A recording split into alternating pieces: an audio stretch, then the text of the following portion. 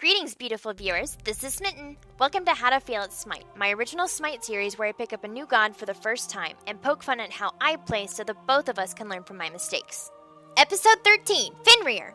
Ladies and gentle nerds, it's that time again. New god, new fail. I rallied a group of viewers and entered a casual conquest to try my hand at the newest addition to my worst class, the physical melee assassin Fenrir. I'm so excited about this patch that I'm about to pass out, so let's dive in. This first clip really sets the stage for the rest of the match. I realized just as the minions spawned that there were only two of us trying to take down the speed buff camp. But with all the chains, lava, and smoke making me feel powerful, I charge onward, and before long I get my first taste of how squishy Fenrir is. I start to feel a little panicky about the amount of damage that I'm taking, and attempt to reset the aggro on the mobs to Aphrodite. But in all the confusion, the mobs reset and we set out towards our lane with no experience or gold earned from the encounter. But despite this massive setback, I'm not worried. We got this. Chapter 1. I feel invincible! So after that hiccup, we rush off to our lane to make up for the lost experience and get to work on clearing the minions. I render my health pot useless as the Roman range peg my health back down dangerously low. Our opponents enter the lane both at level 2 and at full health. The side of the other Fenrir is enough to push us back a bit, denying us that desperately needed golden experience. Aphrodite stayed back long enough to level her lovebirds and heal me back up to half health, but with our minion wave down, they advance forward. Frosty and I make wide circles around each other and I ready my brutalize and carefully target him before I launch the attack. But his damage buff proved to be too effective and I am the first to go down at just a minute and a half in. It may just be a dog-eat-dog world. Chapter 2. Why won't you play with me? After I res, I get back to my lane to start my desperately needed farm. When I catch something moving in the jungle lane behind me, I initially thought it was an enemy because they were missing in the lane, but much to my surprise, it was the cooldown buff carrier. And like an excited puppy, I welcome his company and attempt to take him down, only to realize he was immune. That's twice now I've been trolled by a buff camp. Chapter 3. An eye for an eye. Aphrodite joins me back in the lane and we nervously approach our opponents. She boldly moves forward to unleash her birds onto the enemy minions in an attempt to get some damage in, but we find ourselves once again outpushed by Ron Fenrir. Frosty doesn't hesitate and quickly burns his steroid and leaps in on Aphrodite with Brutalize. I try to follow him and miss my Brutalize, and with Aphrodite gone, I leap out of the fight into the safety of my tower. Even with no health pots and the enemy knocking at my door, I decide not to back. I'm more concerned with staying in the lane because I've already missed out on too much of that critical early game experience, and so I refuse to be forced back to my base before I gain my ultimate. And by hair, the second that I reach level 5, I see my opportunity to do something risky. With Ra back at his base, I lunge forward in a big bad wolf form and snatch up Frosty and pull him into my tower range. Once I spit him out, he starts to take a few whacks at me, which alerts my tower to start shooting at him. He returns the favor and snatches me up in his ulti, but just as he spits me out, we're both dead. Yeah. Chapter 4. 2 levels makes a difference. Seeing as I'm unable to properly vent my frustrations on my opponents, I'll settle for this cooldown buff. That's the ticket. At least that kill manages to level Aphrodite, and I think it's time we head back into our lane. I can see Ross sparring with our minions and catch sight of Frosty in the jungle, and decide to hang back by my tower. Unfortunately, Aphrodite didn't get that memo and ventures forth to clear the lane with her lovebirds. As Frosty rips her to pieces, I try to jump on him and spank that bad puppy, only to find out that I might be the runt of this litter. Chapter 5. I'll get you! So I've come to the realization that they have Girdle of Might, and they're way more farmed than we are, and they have Raw to heal Frosty, and I find myself once again pinned against my slowly dying tower. It's time to make a decision. And I choose to try to hit the archers rather than pouncing on Frosty. Maybe hitting Raw under his healing beam will be effective. As my tower crumbles, I get understandably upset and try to bite down on Frosty, but instead wind up with a rock. I happily carry my stick to my inner tower before getting ADD and dropping him. Sticks seem not to like Aphrodite, so it pokes her in the face with a twig before I'm able to chew it to pieces. Instead of staying between Aphrodite and Frosty, I leave her to her fate because I don't care about her anymore. It now looks like I'm getting the upper hand on Frosty, and I think he knows it. As I launch my Brutalize, he pops his ult and tries to bite down on me. Unfortunately for him, the bite on Ragnarok counts as a knockup, it seems, and all I end up taking is a bit of damage while he runs away with his tail tucked firmly between his legs.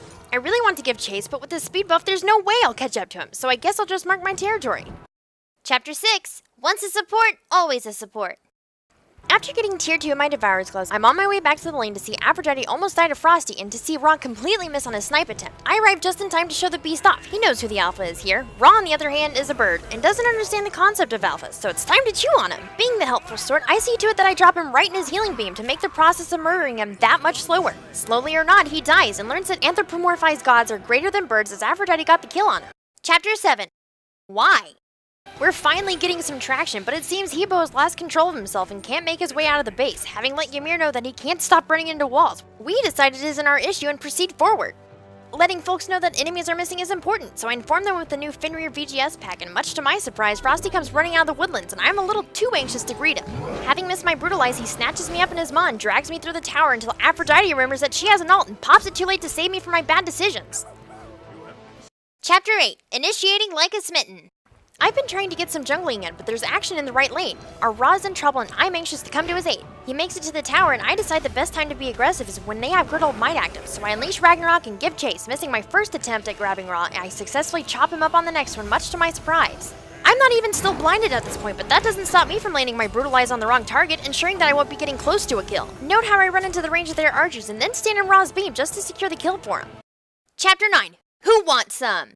Something told me that someone was approaching my territory, and I set out to investigate. With Bird closing in, I catch Frosty emerging from the jungle behind us and let him know that he isn't welcome here. Aphrodite stuns him with her kiss and allows her some time to pull back. It seems that Frosty is having the same problem that I am with securing a stick to carry off. After a few attempts at nabbing Aphrodite, he picks me up instead. As soon as he spits me out, I start running back to my tower. I leap away from the nearly dead Frosty before it dawns on me that I can take this chump. Since Bird was the first thing in my path, I snatched him up and carried him back towards my tower. But in a stunning example of ADD, I remember that one of my Chew Toys got away and debate going after it. But then there's a bird! I'm taking a lot of damage from enemy minions, and by the time I settle on a decision, there's nothing left to nom on.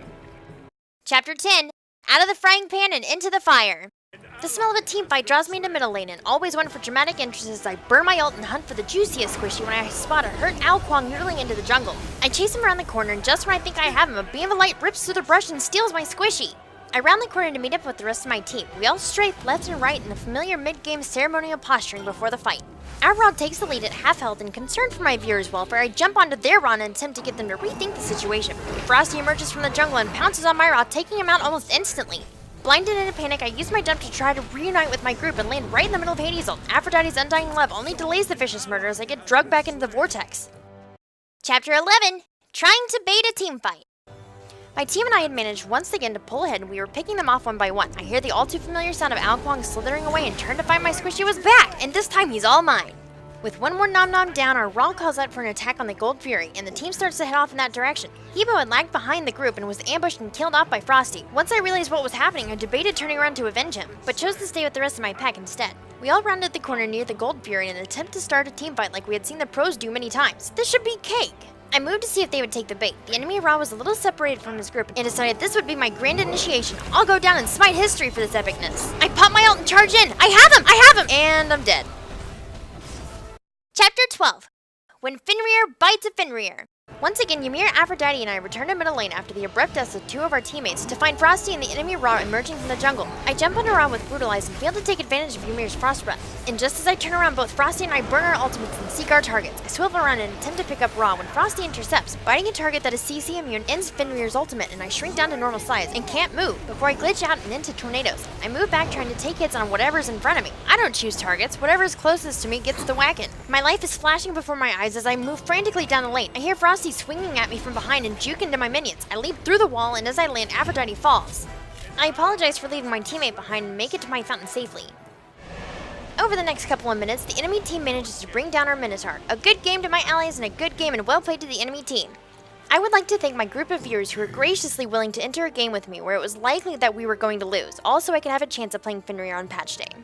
And thus continues the saga of Smitten doing terribly as a physical melee. Although Fenrir was a blast, I had trouble knowing when it was a good time to initiate and when it was not. Honestly, Fenrir was a lot squishier than I was prepared for. I guess all the hype had me prepared for a super OP god. There's still a few kinks to be hammered out for Fenrir, but overall the last couple of gods that Hi-Rez has kicked out have been pretty well balanced. I played another match after this game, and I think that if I practice more with him, Fenrir could actually be my favorite of all the physical melees. And now for the juicy bits. Fenrir's passive is Unbound Runes. For each basic attack that Fenrir lands, he gains a rune up to a maximum of 5. When he has full runes, the next ability used is granted an additional benefit and consumes all the runes. However, if an enemy god dies near Fenrir, his runes are reset back to maximum. His number 1 ability is Unchained. Fenrir leaps into the air towards his ground target, dealing 95 to 335 physical damage, scaled by 80% of his physical power. To any unfortunate enough to be on the receiving end, if he happens to land on an enemy god, the cooldown of Unchained is reduced by half, making this an amazing initiation and escape ability in its own right. If Fenrir has full runes when he performs the jump, any enemies hit by the ability are stunned for 1 second. This ability is the lowest priority, but I recommend throwing a point into this at level 2 and maxing it last. At level 2, you at least have an escape handy while you're still learning the ropes with Fenrir, or if you're not comfortable with your lane mate, which is more than likely the case if you're queuing solo. The second ability is Seething Howl. This is Fenrir's steroid, providing 5 to 25% physical lifesteal to allow him to brute force his way to a kill. On top of the additional lifesteal, it buffs his physical power by 10 to 50 for the duration.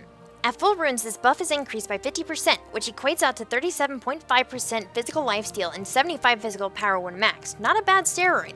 With this activated with 5 runes, you're just 7.5% shy of the lifesteal cap with a fully stacked Devourer's Gloves. This ability is rather critical to Fenrir, so throw a point into this at level 3 if you decided to level Unchained first and max it second. Brutalize is his third ability. Has there ever been a more accurate name for anything ever to exist? Probably not. This is Fenrir's bread and butter. He pounces to his ground target location, and if an enemy is unfortunate enough to be standing in the area, he locks onto them and launches a barrage of 4 successive strikes, dealing 10 to 50 physical damage scaled by 30% of your physical power. He also deals additional damage with each strike, and he's immune to knockups for the duration. His victim can still leap away or perform any other form of CC to prevent this, just no knockups. Sorry, hero.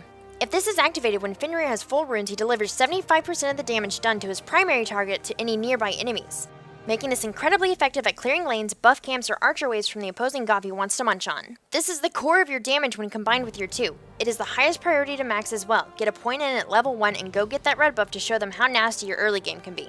His ultimate is called Ragnarok. In the battleground of gods, it takes more than one Ragnarok to usher in the end of the world. Or does it? When Fenrir activates the ability, he grows in size and becomes immune to CC, and gains a 50% buff to movement speed. When he lands a basic attack on an enemy god, he deals 150 to 450 physical damage scaled by 120% of his physical power. He also lifts his victim in his maw and drags them wherever he feels best suits his purposes, provided that location can be reached in 2 seconds. If he attempts to latch onto any opponent who is CC immune, he'll deal his damage and Ragnarok will come to an untimely end. If all of his runes are up when he activates this, all of his protections are doubled, allowing him either to make a hasty and safe retreat or allowing him to dive in and nab a helpless victim. As far as prioritization goes, this ability isn't about the damage, it's about the ability to control your opponents. All you need is a point in this at level 5, and wait to place anything else into it until your 3 and 2 are maxed, seeing as how the only thing that scales with this is the damage, and the rather sizable physical power contribution means you can easily set it off to the side until you have the physical power to benefit the ability. As far as items go, I must say that I don't think he is attack speed dependent as some folks would like to suggest. Requiring only 5 basic attacks to get full runes is one thing, but getting full runes when an enemy god dies next to you, and they will, is another.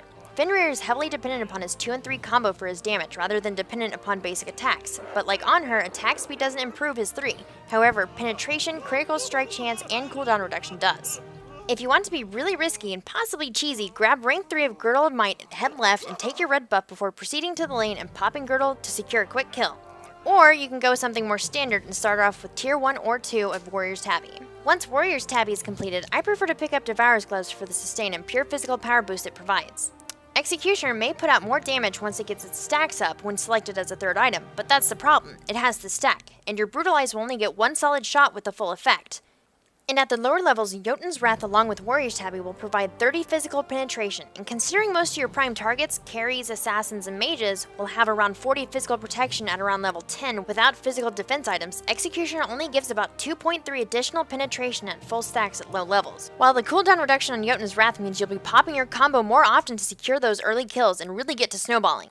As it stands now, I think this is his core build. Everything else is completely situational. If you feel like going heavy physical penetration and you're looking to snag a bit of physical protection to boot, grab Voidblade next, followed by Titan's Bane to really hammer home your points. After that, pick up Deathbringer and you're done with this build.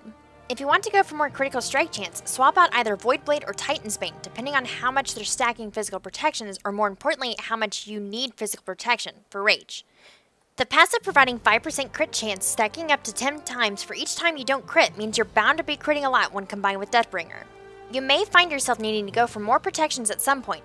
If they're a really physical heavy team to the point where Voidblade just doesn't cut it, grab Hide a Nemean Lion, and if they've got that magical burst, pick up Bulwark of Hope. And if they have gods that depend on high attack speed like Bakasura, Freya, or Artemis, you can consider Witchstone, which might really let your lifesteal shine due to their reduced attack speeds. Just remember that Fenrir is a very bursty physical melee god, much like Sun Wukong, so build him accordingly. And that concludes the guide on Fenrir. If we tickled your fancy, make sure to rate and subscribe for upcoming videos. You can also come hang out with us on Facebook and Twitter. And don't forget to follow us on Twitch to see us streaming live. Links in the description. Feel free to leave your suggestions on how to play this god as well as any feedback you have for us in the comment section below. Thanks for watching, I'm Smitten, and I'll see you next time.